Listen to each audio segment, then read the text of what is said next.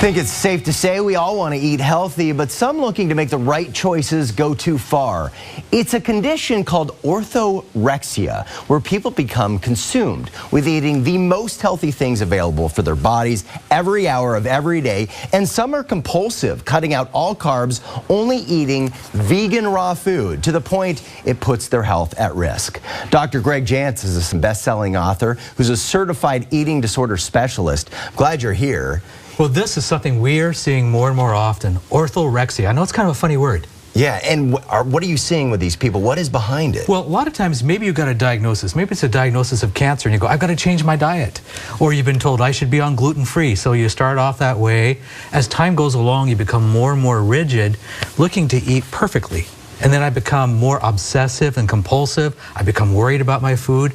We've worked with people here recently who will only eat food that's grown in certain parts of the country at certain times of the year under certain conditions. Clearly obsessive. We've become so obsessive that it's no longer healthy, and I'm trying to be perfect, but that rigidity is really harming me. Well, I was reading about one woman, and she essentially had a meltdown in the produce section of the grocery store because she couldn't decide what was better for her, kale or chard. Yes. That's clearly got to be a warning sign. Who is most at risk? Is it people who have kind of addictive personalities? Well, addictive personalities, but you just pointed out a very important point, is I get to a point where I'm disabled in making a good decision. So that's one of the warning signs. Okay, if I've had a history of addiction, I may be more prone because I'm going to take things to an extreme.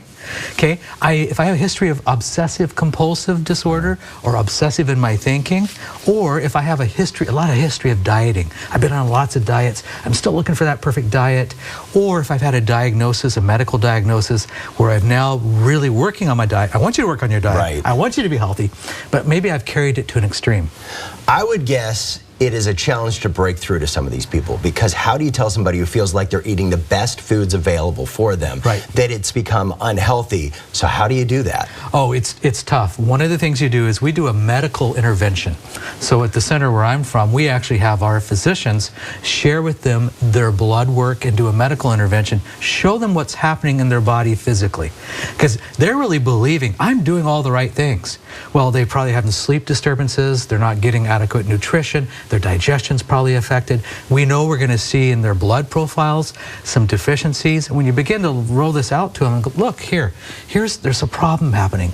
Show them the lab results and say, listen, you are deficient because of what you're eating. We need more balance in your life. And that's just the first step. Because a person then has to be willing, and this is the big challenge, I've got to introduce new foods in my diet. I've got to become less rigid. And my thinking has to change. If I believe this food's going to harm me, you see the mental mindset that happens, then it's hard for me to eat it.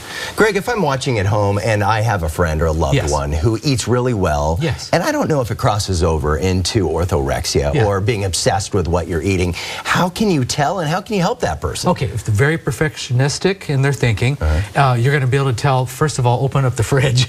Sure. The fridge may not have much in it.